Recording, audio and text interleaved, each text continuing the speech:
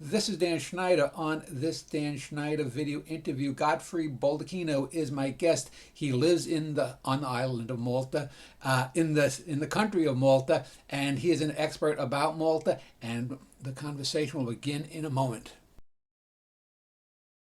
The subject is the island and the nation of Malta. My guest is Godfrey Baldacchino. He is both Canadian and Maltese, according to his biography. So, as I usually do, I like to give my guests a couple of minutes to define who they are, what they do, and so forth. So, welcome, Godfrey. If you could give me a little background about who you are, where you come from, and what you do. Sure, thank you so much. So, as you said, the name is Godfrey Baldacchino. I'm known locally as a professor of sociology. I've been at university for donkey's years, the one and only public university of Malta.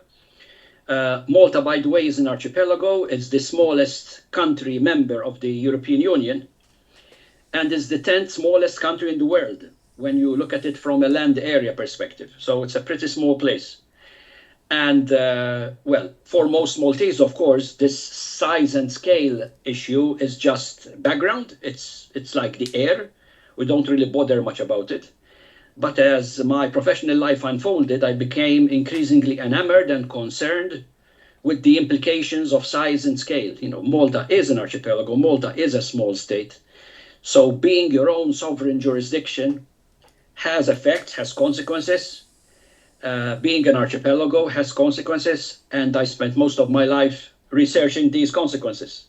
So, yeah, that's the short bio. So, My Canadian connection, if I may, Yeah. just to assuage some curiosities. I spent 10 years at the University of Prince Edward Island in Canada as a Canada Research Chair, precisely studying islands. So I had a chair in island studies.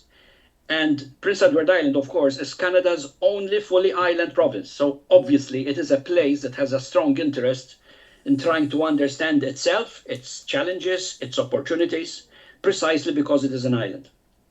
now, Malta is three main islands in the archipelago, correct? Are they about the same size as Prince Edward Island, which itself is the smallest Canadian province? No, Canada is by far much, much larger than Malta, as you can imagine.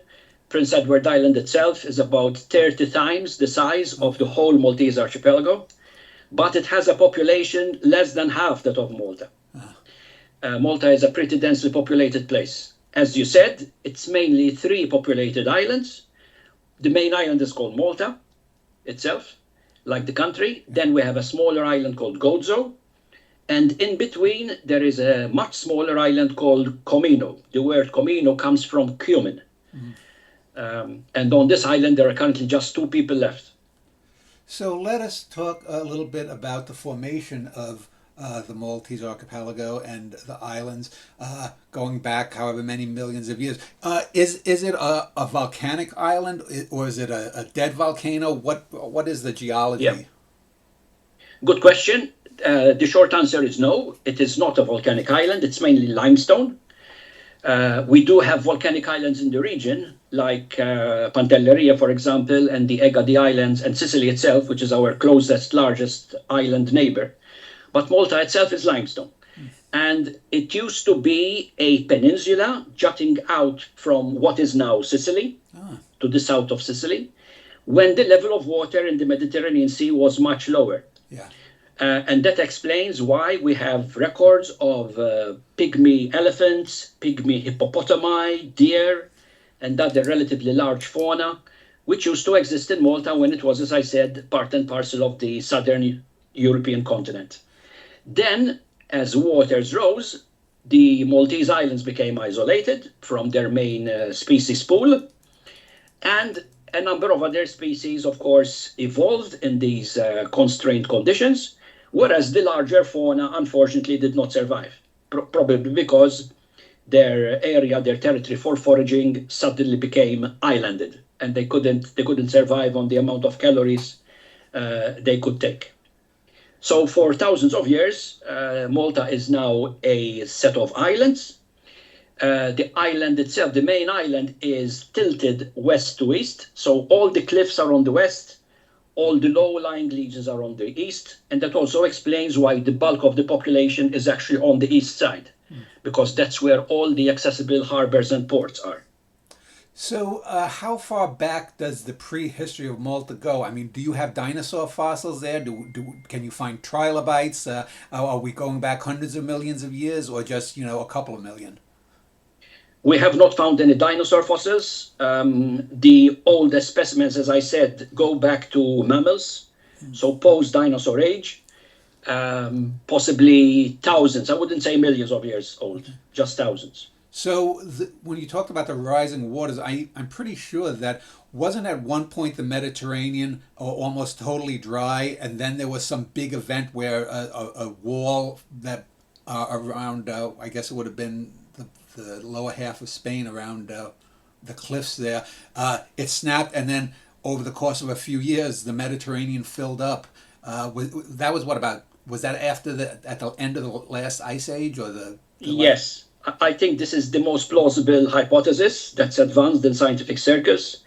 What are currently the Straits of Gibraltar would have been connected. So southern Spain would have been connected to northern Africa, what is today Morocco. But at some point, as you said, yes, also with the rise of waters, this wall was breached, and the Mediterranean suffered a flood. Possibly the flood referred to in the Bible, who knows, right? So places that were high and dry suddenly found themselves either peninsulated or completely islanded. And Malta, in this case, became completely islanded. So when I look at a map, and I was studying the map the other day, actually Malta seems to be a little bit closer to Tunisia than it is to Sicily. So the first people that arrived on Malta, do we think that they were there before it became an island, when it was a peninsula, or did the Tunisians or the Carthaginians, were they the first people there? Was it people from Sicily that were the first people there, or maybe even as far as as south as Libya? Good question. Well, Malta is, I would say, almost equidistant from what is currently eastern Tunisia or southern Sicily. The main difference is that Sicily is a very tall island. It's a very high island. And therefore, on clear days, people in Sicily can actually see Malta, which I don't think is the case for Tunisia. Okay. Just as we can actually see, for example, Mount Etna, which is Europe's most active volcano. It's on Sicily. We can actually see Mount Etna on clear days. I've seen Mount Etna various times myself from Malta, without the aid of any equipment, of course. No binoculars, nothing, just your naked eye. So that would have immediately sent signals, of course, to Sicilians that Malta exists, and the other way around.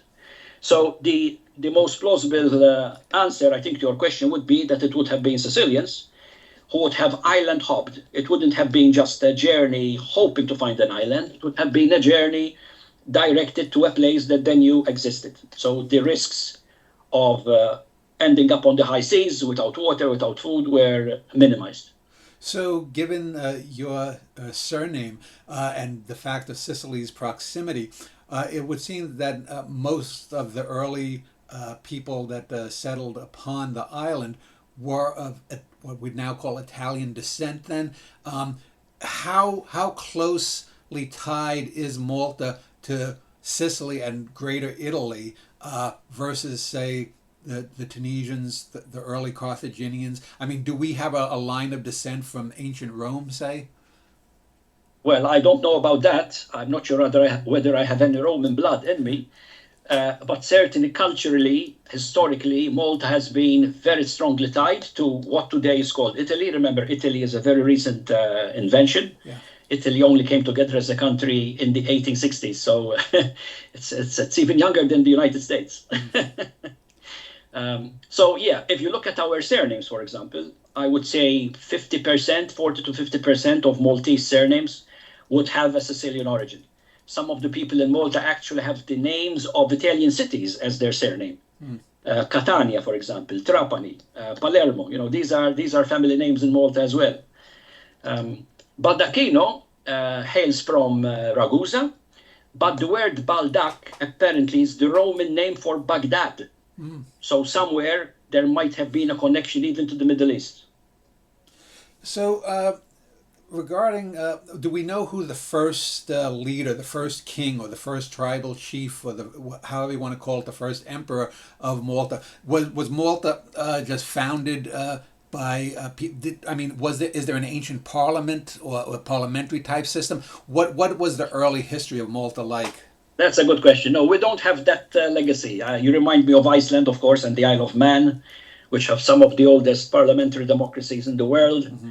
And assemblies. We have no record of that, but what we do have as a material record are megalithic temples. Mm. Most of our megalithic temples are actually inscribed as UNESCO World Heritage. They're impressive structures made of limestone, large slabs of rock in most cases carved out of the land, and somehow carried over distance to fairly important prominent locations, and constructing what we describe as temples. Now, we are not sure whether they had a spiritual significance. What we are confident of is that they had an astronomical relationship. So they would be aligned, for example, with the rising sun or the setting sun or the rising moon at a certain time of the year, possibly even with Sirius, the dog star, or with Venus, the brightest planet in the sky, you know. So there is a sense that these are people who had a certain amount of ingenuity in order to construct these temples, but at the same time, they weren't just located haphazardly. There would have been a motive for constructing these temples facing in certain directions. So when is the first, when does history begin there? Are we talking, is this pre-Roman, pre-Greek, is it pre-Christian? And what were the earliest, let's say, what was the earliest religions? Do we know when Malta entered or exited the Stone Age, the Bronze Age, the Iron Age? Right. So, in fact, very recently, I think within the last few months, there was an interesting discovery whereby a group of colleagues, both Maltese and foreigners, they came upon a site that was a midden from a time when it is likely that there was no permanent population in Malta. So already there is evidence that people, most probably from Sicily, again, for the reasons I've already explained, they would have come to Malta to hunt, to forage, to find certain animals and to eat them here, presumably, or take them away and eat them somewhere else, consume them somewhere else. So that's the first evidence. It would have been a hunter-gatherer society, a nomadic society, right, or a tribe. Then more recently, we have evidence of people living here. The historical record, as I said, there are these temples, which go back 4,000, 5,000, 6,000 years ago. And then within the historical period, we start finding written evidence. The Phoenicians, for example, were here for a time. Then Rome took over around 200 BC. So Malta was part of the Roman Empire. Then there is a relatively unknown period where the Orthodox, the eastern side of the Roman Empire, the Byzantine Empire took over for a while, tenuously. And then the Arabs came over around 700 after Christ and stayed here for 200 years. By the way, that was probably the time when the current Maltese language was established, because our Maltese, our language, owes its origin to Siculo-Arabic. It would have been derived from the Arab spoken in Sicily when Sicily itself was under Arab influence. And then 1,000 years ago, the Normans came over. And since then, we have been mainly exposed to European/Christian influence. So the Normans, the Aragonese, the Angevins, and then 1530, an important signpost in Maltese history, the Emperor Charles V of Spain bequeaths the islands to the Knights of St. John. The Knights of St. John were a military order with the sons of fairly rich aristocratic families in Europe, dedicated to fighting the Turk, fighting the Muslim. And they had just been expelled from Rhodes by the Turks. And following an amount of intense lobbying, they secured the islands of Malta as their new home. And this home remained theirs from 1530 to 1798, so over 200 years. It was Napoleon on his way to Egypt who came to Malta and secured Malta for France in 1798. But this was a very short-lived adventure. The Maltese rose up against the French for various reasons. And then they asked the Brits to help them in defeating the French. The Brits obliged, and then the Brits decided to stay because Malta was not such a bad deal with its harbors and location, of course. So Malta became formally a British colony in 1814 and remained so for 150 years. Malta became independent in 1964. So we have a nice overview there. I wanted to focus in on some of the more salient things that probably people identify with. The two things in the pre-Christian world that come to mind is, number one, the maybe historical, pseudo-historical idea of the sea peoples and the collapse of societies in the Eastern Mediterranean around 1200 BC. Number one, as someone who lives in that area, here in the West we hear about and we see videos about the sea peoples, and it seems to be a cottage industry. Do you accept that there was such a group of people? Do we know where they came from? And if they did exist and did come to Malta, did they wipe out the indigenous Maltese or what? Right. So when we talk about sea people, what I can certainly say is that the navigation of the Mediterranean is a millenary occupation. There is evidence of trade across islands, between islands and mainlands, in what is a relatively sheltered sea, remember? Not that we don't have storms, we do. But the Mediterranean is like a lake compared to the Atlantic or the Pacific. And particularly between May and October, the conditions are such that it's relatively easy and safe to navigate, even over long distances. The area has been charted for a very long time, so people would know where they're going and where they're heading. There is evidence, for example, using obsidian, which has been a very, very prized hard rock, which is only, however, available in certain specific locations, usually in volcanic areas. There's evidence of obsidian in most of the Mediterranean, so that again is evidence of trade and exchange. Now, as to this constitutes a sea people, I don't know. It's very hard to find concrete evidence to that effect. But I would say that all the islands in the Mediterranean were essentially, had a maritime vocation. That's how they would have traded. Essentially, it was safer to travel overseas than over land. So, you know, there is this maritime culture for sure. As to whether there were any invaders who destroyed civilizations, again, in the historical record in Malta, particularly in the Temple period, there is a period of time when there is no evidence of any human activity. So there are various ideas as to what might have happened. An invasion is one of them, the complete destruction of the existing civilization. But it could also have been an epidemic or other reasons, a failure of successive droughts, for example, which would have led to hunger and death. So, yeah, history and the evidence there is a bit patchy. So the other main BC event that comes to mind is, of course, the Punic Wars between Carthage and Rome. And given Malta's area, I mean, you guys are sort of like dead center in the bullseye of what would be that war. Do we know what was Malta more held by the Carthaginians or by the Romans? Was where did the native loyalties lie? Did Malta try to be the Switzerland of its day? I wouldn't know where the Maltese would pitch their loyalties, but if I were to have an educated guess, they would try to basically exploit both situations. They would ingratiate themselves with whoever they thought was having the upper hand. The evidence suggests that we started off as basically within the Punic area of influence, but at some point, I think in the Second Punic War, Malta changed hands and became a Roman municipium. There's lots of historical and archaeological evidence of Roman houses and villas, what we call villas in Malta, both in coastal areas and inland areas.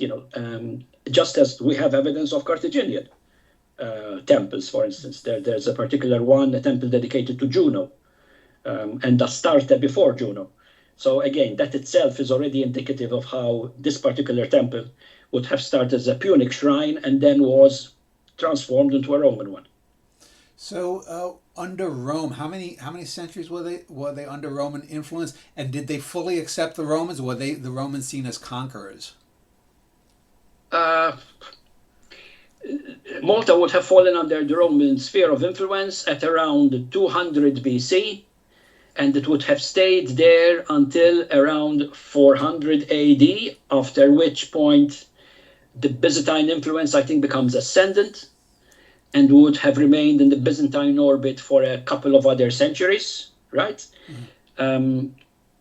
As to whether the Maltese accepted or rejected or protested, I have no idea. We don't have any evidence of wars, battles, skirmishes against the Roman occupiers.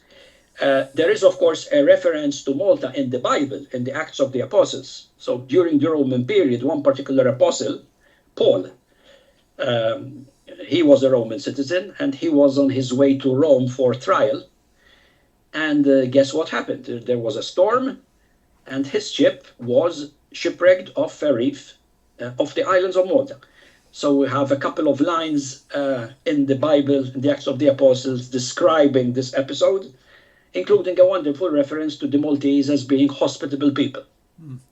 I know it's a pseudo-historical. It's not thought of as real, but some people do believe that Julius Caesar, when he was young, was captured by some pirates, and he had spent some time on one of the smaller Maltese islands. Is that just total fiction?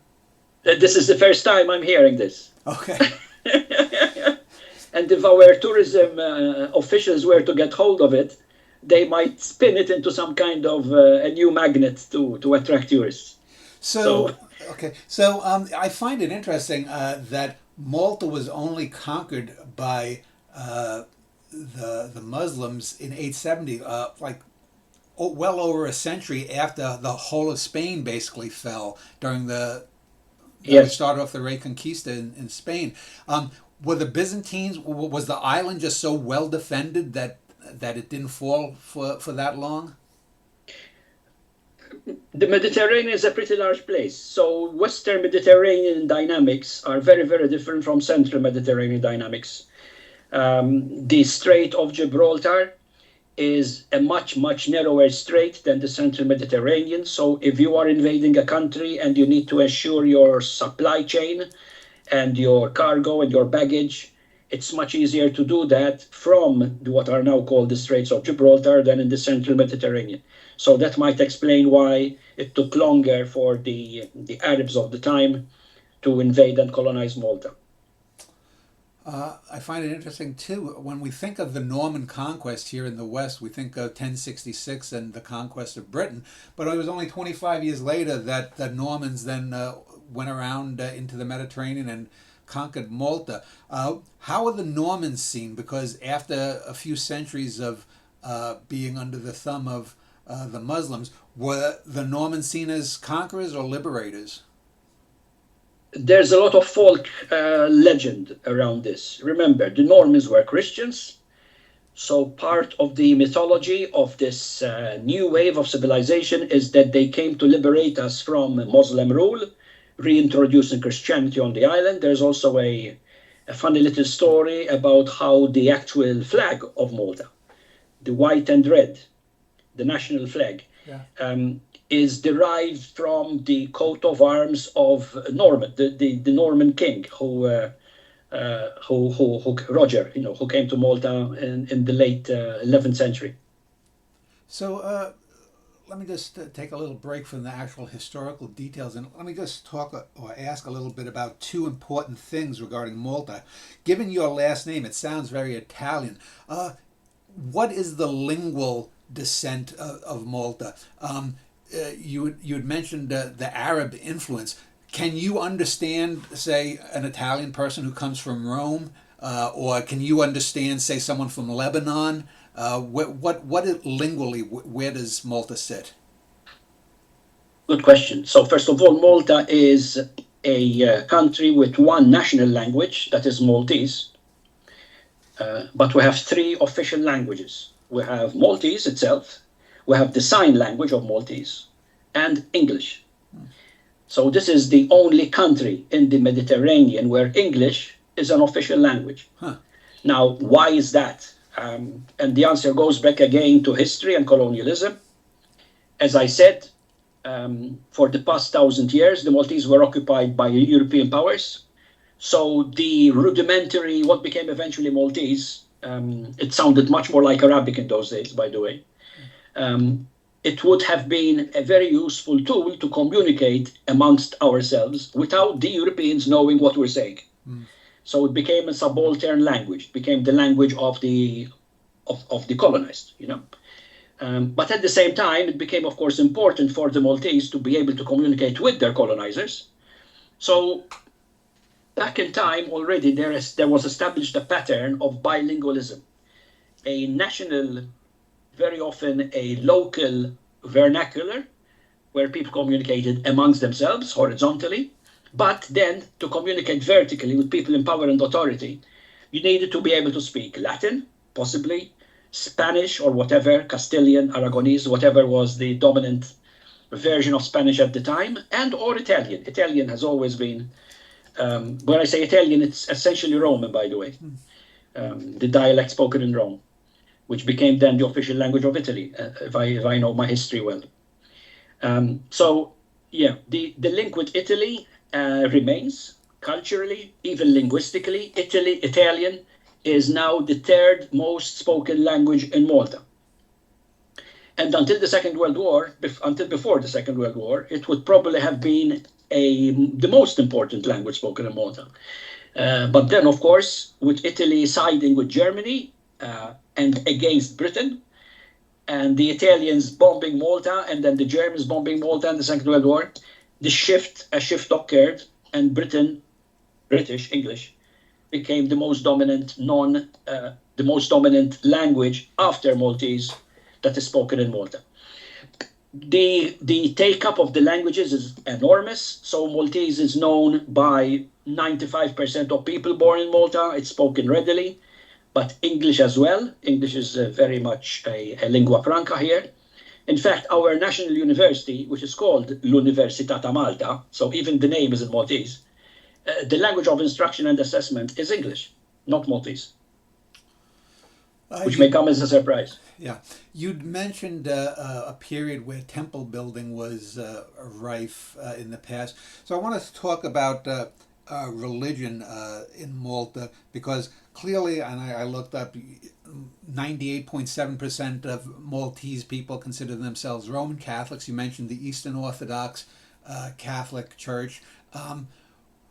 Let's start from the earliest days. The people who were building temples, were these animists? Were these just tribal myths? Were they aware of, say, Jove and Hera and the Greek gods or the Roman gods? Where did it start from, and then when did Christianity filter in? Okay, so these temples would predate the Greek and Roman periods. So even before Jupiter or Zeus became part of the local religious psyche, the temples existed. We know that they were also celebrating some kind of fertility cults. There are images of what we call the fat lady, which is a symbol of fertility. In many of these temples, there are also phallic images, so even the shape that these temples are built represent a female body, for example. So there is obviously an association with the cycle of life and presumably death.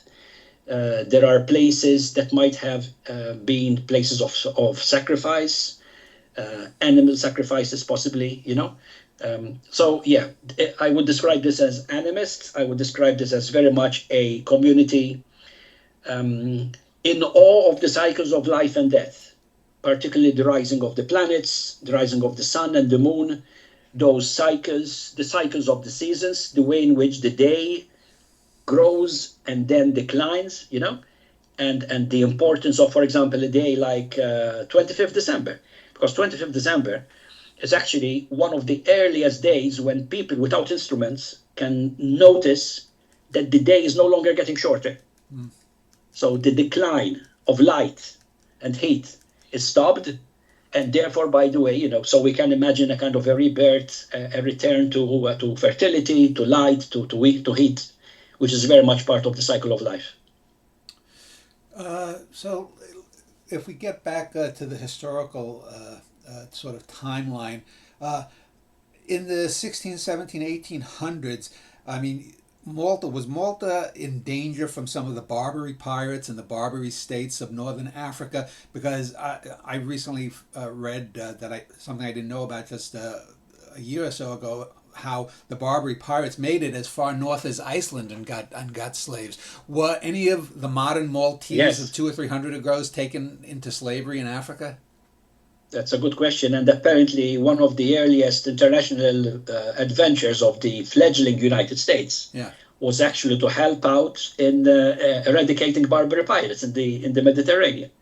So at that time, Dan, Malta was under the administration of the Knights of St. John, as I explained.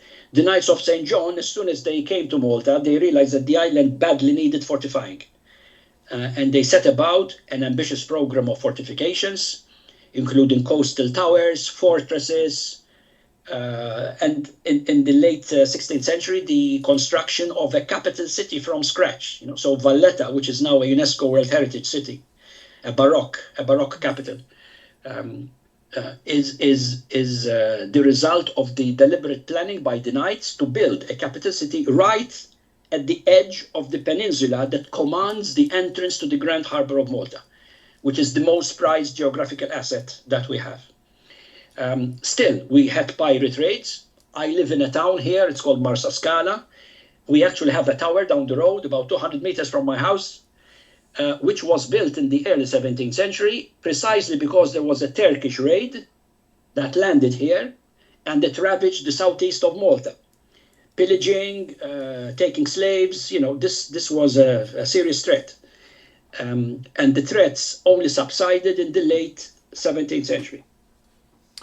So by the early 20th century, Malta was being controlled by the British.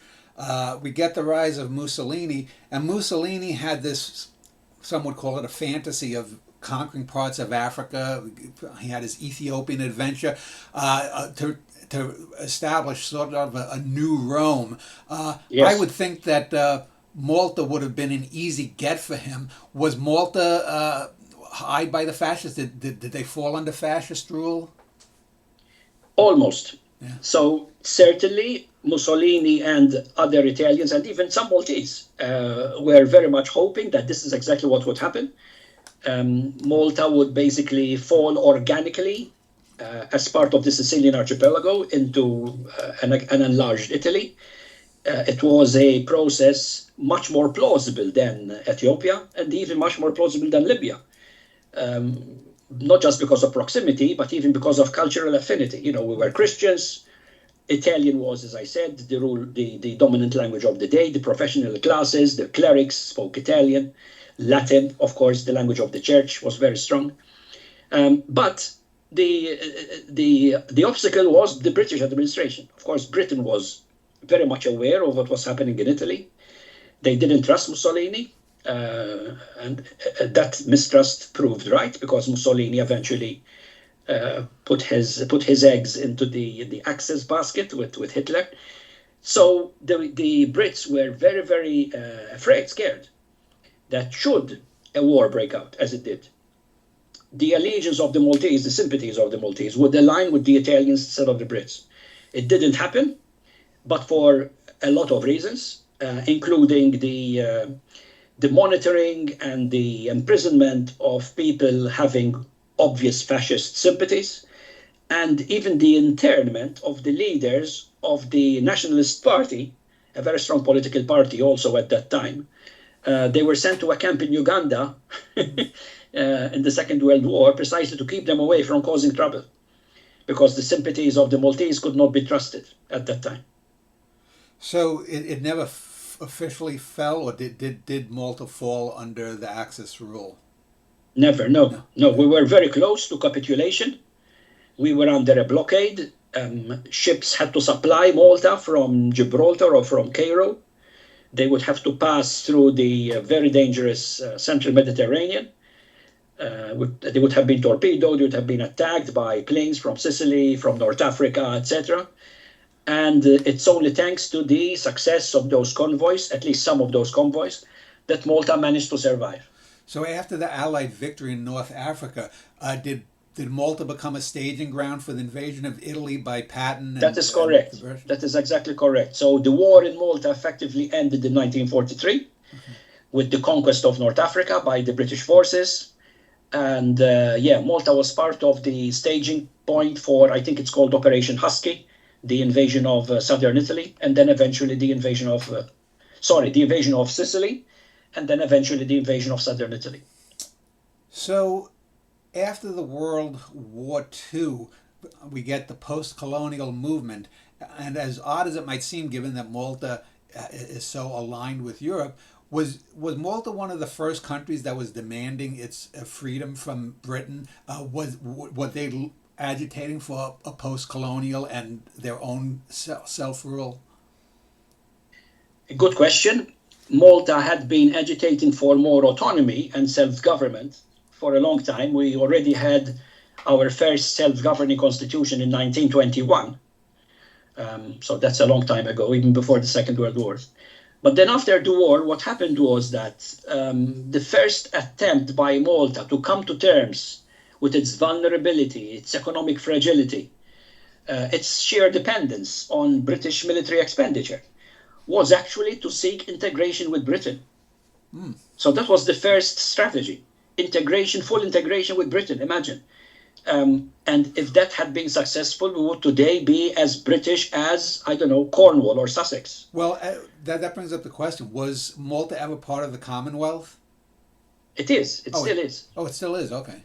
Oh, of course, yes. Proud members. We have even hosted the Commonwealth Heads of Government meetings at least twice in the last 25 years. Okay. So there was a referendum in 1956. We've just celebrated 70 years of that. The referendum in favor of integration actually passed. So a plurality, a majority of voters did vote yes to integration with Britain. But London got cold feet. It was afraid that this would set a precedent with other colonies. So the idea was to basically use the excuse that the turnout for the election, the voter turnout, was relatively low. And so the integration did not come to pass. And as a result, both main political parties in Malta switched their strategy from integration to independence. There was some discussion as to what modality of independence to secure, whether it would be dominion status or, more completely independent arrangements. And finally, 1964, Malta became independent from Britain. And what sort of government is it now? Is it a republic? Is it a parliamentary democracy, or what? Yes, it was a monarchical government in 1964, so we did keep the Queen at the time as head of state. But in 1974, 10 years later, we switched to a republican constitution. So the president of Malta is the head of state, and he or she is a Maltese national. We have a parliamentary democracy. We actually have an election coming up at the end of this week. The country is divided into 13 districts, and each district elects 5 members of parliament. So we use a proportional representation system where people vote for individuals, not just one person. They can vote for as many people as they want on the ballot. And if the person that you choose on your ballot is either elected or has dropped out because of a small number of votes, then the vote is inherited by the next member on your list. So I know that Malta has a relatively small population, but what is the state of modern Maltese culture, either pop culture or higher culture? Were there any famous classical composers from Malta? Is there a famous actor or a filmmaker? Is anyone from Malta ever won something like the Booker Prize for a great novel? Who are the leading artists of the last 50 or 60 years? Well, it depends what you mean by leading. We have lots of individuals who are credited with, being standing out in various aspects of the arts and culture. we came close to Eurovision fame. Malta came second once and third twice, I think. This is the Eurovision Song Contest, which is a very important pop event in Malta. It drives people crazy every May, every year. But we don't have anybody, for example, who has yet won the Nobel Prize, unfortunately for us. But we have people who have made the name for themselves in various areas, including specialized medicine, for instance, and other fields. Is Malta a relatively urban or rural state? It's urban. Yeah. Definitely urban. You can describe it as a city-state. 28% approximately of the total land area is built up. That's huge. And you said earlier there were no large mammals that were native to Malta, at least post the last glacial maximum. Is that correct? Yes, we have evidence of skeletons from dwarf elephants and dwarf hippopotami, and but those existed because of the land bridge with Sicily. That's why they were here. Is maritime culture big there? I would assume it is. I mean, is fishing in your part of the Mediterranean, is that a large part of the economy? Not so much, no. There's only one town which is associated with fishing and fishing culture. And the reason goes back to one of your earlier points, Dan, that it would have been unsafe to go out to fish for many years because you risk being carried away into slavery. So let's talk about global warming, because one of the reasons I wanted to do a series of shows on islands, island nations, island territories is that there's a good chance that maybe by the year 2100, the end of this century, a lot of islands, especially in the Pacific or the Indian Oceans, may totally be gone if the sea rises 15, 20 feet. In terms of elevation, though, and because the Mediterranean is a very unique sea in the sense that when you look at a lot of seas like the Caribbean Sea or the Gulf of Mexico or the South China Sea, they really are just there are just a few islands between them and the larger body of water like the Pacific. But the Mediterranean is almost totally cut off from the major flow of waters throughout the world ocean, if we want to call it that. What about the elevation of Malta? How safe is it from climate change? Are there plans for it, like in the next 50 or 60 years, that the islands would have to be evacuated? Would Italy be ready to welcome them to, refugees to Sicily, that kind of thing? Is this in the national culture that they're thinking ahead? It's not so much in the national culture, no. Of course, if you look long term at what's happening, and as I said earlier, the low-lying areas are the ones where there's the highest population density. That's where basically most of the towns are. That's where most of the harbors are. So a lot of maritime infrastructure is also there. And these are the first places to be compromised by sea level rise. Yeah. It is a slow process. The islands don't have any mountains. The highest peak is about 250 meters above sea level. So you'll have to translate that into feet. 800 feet, perhaps, approximately, I think. Right? So, so in the long term, people might decide to move towards the western side of Malta where there are cliffs. But possibly, more plausibly, they may simply decide to migrate and go to other places. We are members of the European Union, so that allows us more freedom to go to other member states, just as there are people from other member states that choose to come to Malta to live and work. So, as a member of the European Union, that gives you sort of a cultural affinity. What about the military? Donald Trump, as the president here, has been really screwing around with the idea of NATO, the North Atlantic Treaty Organization. Is Malta a part of NATO? No, we are proudly not a military country by constitution. We have neutrality and non-alignment enshrined in our constitution since 1987. So that also gives Malta some international credentials, right? Mm-hmm. So when, for example, America and China want to meet, they have sometimes chosen Malta as the place to meet. when the Russian foreign minister, Sergei Lavrov, wanted to meet or had to meet an American counterpart, he actually came to Malta. So Lavrov, the only European member state that Lavrov visited ever since the Russian invasion of Ukraine, has actually been Malta. So given that Malta is like virtually 99% Roman Catholic, what about some of the political life on the island? Do women have right to an abortion? Are homosexuals allowed to marry into gay marriage? Yes. And is there civil rights for any minority? I mean, there might not be that much in terms of minorities, but are there minority peoples that have a way to stand up for their rights legally in Malta? Yes. Okay, so I think you have a pretty rather rose-tinted picture of Malta as a staunchly Roman Catholic bastion where basically everybody is baptized and everybody is going to Mass on Sunday, etc. It's not like that at all. I think attendance for Sunday Mass is down to around 30%, even though probably, most people in Malta, born in Malta, are actually baptized into the Roman Catholic faith. But the amount of practicing Christians has fallen. We also have a very strong minority of Muslims. There's also a mosque, of course. There's a synagogue. There's a Sikh temple. There's one of everything, as I like to say. Not to mention other Christian denominations, so Anglican churches, etc., etc. They all have a presence here.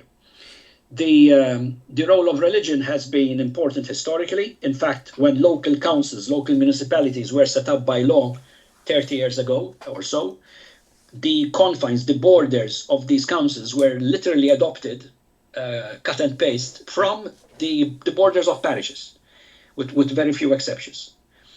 So the mayor replaced the parish priest almost organically as the local representative of local government. You mentioned divorce and abortion and civil rights, including lesbian, homosexual, etc. Genders and sexualities. We have some of the strongest, most progressive legislation in that respect in Europe. So civil unions, civil marriages are allowed, adoptions are allowed, and this has been the case for the last 10 years or so now. The abortion became legal under specific circumstances only, how long ago now?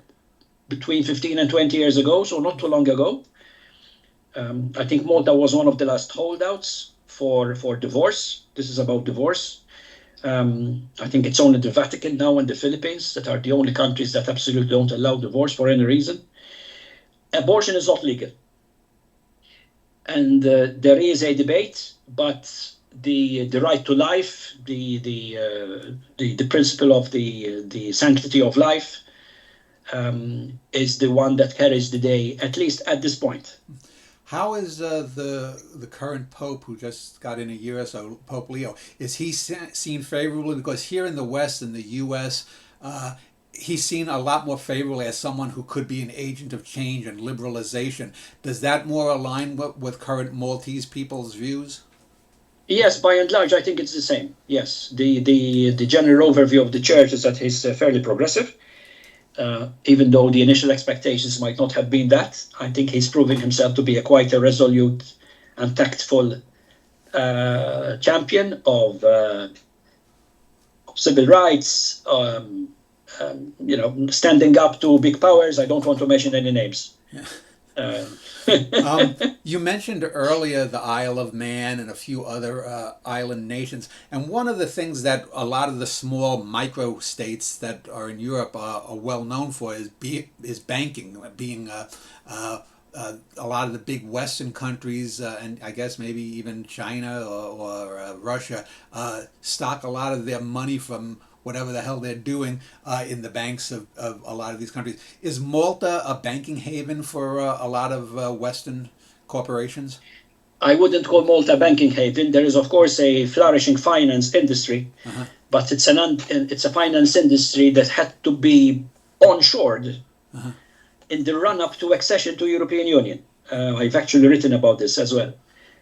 So even though it may have been initially set up to perform offshore functions, this is no longer the case. We are now subjected to considerable anti-money laundering, etc. Regulations. So the banks, in fact, they're excessively careful. I think sometimes to the extent that if you happen to have an NGO and you want to open a bank account, my gosh, the bureaucracy is crazy. Now, given the geography of Malta, it probably has what we'd call a warm climate year-round. Is there much differentiation between the seasons? I would say there are mainly two seasons. Summer, which can be pretty long. We're already here in the high 29 degrees, 30 degrees Celsius. I'm sorry, I have no idea what that is in Fahrenheit. You have to translate. Probably in the low 90s already, I think, or top 80s. And so therefore is tourism a big financial boon? Yeah. So let me continue answering your earlier question. Okay. The temperatures will dip in winter. This is not a tropical island. Yeah. So it would go down to, 10 degrees, for example, Celsius. Again, you make the conversion, please. Right. So the good thing about Malta is that it is not your typical sun, sea, and sand tourism destination. We have very few beaches, especially sandy beaches, which luckily for us means that most people who come here, they come for culture, they come for history, they come for religious tourism, faith-based tourism. They come for conferencing, big thing. They come to scuba dive, again, big thing. Yeah. So there are lots of niches that attract different visitors to Malta. We broke through the 4 million magic number last year. And the prospects are good for this year as well. And it's all year round tourism. Yeah. It's not seasonal. Okay, you have dips and you have peaks. So the main dip will be January, February. The main peak will be July, August, as you would expect for a Mediterranean destination, but not as significant as for example, some of the smaller Greek islands, which basically just open shop for a couple of months in summer, and then it's wilderness for the rest of the year. It's not like that at all. So how about things like healthcare and education? Are they paid for by the state? Does every Maltese have a right to go to college? Absolutely. We have a very strong welfare state. So politics, ideologies, even though we have two main political parties, they are practically in agreement in terms of the welfare state. Mm-hmm. One is a bit more socialist than the other. So we have had pensions since the 1950s. We've had free compulsory education since the 1970s, including university, by the way. So people who go to college, go to university, don't pay any fees if they're locals, or if they're European Union nationals, because we have to reciprocate. And not only that, but for people who live in Malta, they also get a maintenance grant of around 300, 350 euros a month. Now, you had said that fishing was not as big an industry as one might expect, given the historical situation that Malta had from varying powers vying to control it. What sort of cuisine do we have in Malta? Is it more like Sicily? Is it more like Tunisia or Libya, Northern Africa? Or is it more akin to, say, the Levant? I think it's Maltese. It's an amalgam of different things, but obviously inspired by regional traditions. North African influence has increasingly crept into as well. Indian cuisine has picked up. Something I haven't said is that for the last 20 years, Malta is now home to thousands of foreign nationals from outside Europe, including a lot of Indians, mainly from Kerala, by the way. I don't know why, but there are many people from Kerala who have made Malta their home. We have Filipinos, we have Serbs, we have Bulgarians, they come from all over the place to plug gaps in our labor market. Because we have zero unemployment, and at the same time, we are desperate for labor power. So that has to come from elsewhere. So the cuisine is international. I would say mainly inspired by Italy, yes. Pasta is almost a staple food. But we have rice, we have bread, we have a local type of bread, which has even made it to UNESCO Intangible Heritage. And the British influence, again, because of tourism, Britain remains today, I think, the largest group by nationality when it comes to tourists. Do So you have tea the time? influence of, Do you have tea sorry? time? Do you have tea time in the afternoon in Malta? We have tea time, correct. We have a strong tea culture here as well. My wife and I, for example, we take tea in the afternoon. So let me just, to wrap things up, let me just ask about what your typical Maltese of 2026 sees for the future. Is the country optimistic? Does it look at things like artificial intelligence the way a lot of the Western military powers, what China does? Is there sort of an ease to sort of step back and just sort of watch the world at play and say, thank you, but no, we're going to stay the way we are? What is the joie de vivre? Well, I don't think we can afford to just sit on the proverbial fence and watch the world go by. Yeah. We are part of that world. We are bank center in the center of the world, Mediterranean. The very word itself means the center of the world. We are there. We cannot avoid that. So we can't just watch things happening around us. It's important that we use our sovereignty carefully, strategically. Also our pool sovereignty with the European Union. We need to pick up our slack, pick up our trousers, and support our European colleagues in order to transform Europe possibly into a more significant player on the world stage. I think we've been caught with our pants down in this area on many fronts. And we have a duty to ourselves and to our future generations to become more significant, I think, in this area, because otherwise we're seeing it happening all the time. We will end up being consumers of technologies, ideologies, thought processes that are not even European, let alone Maltese. So what is the biggest? I'm sorry.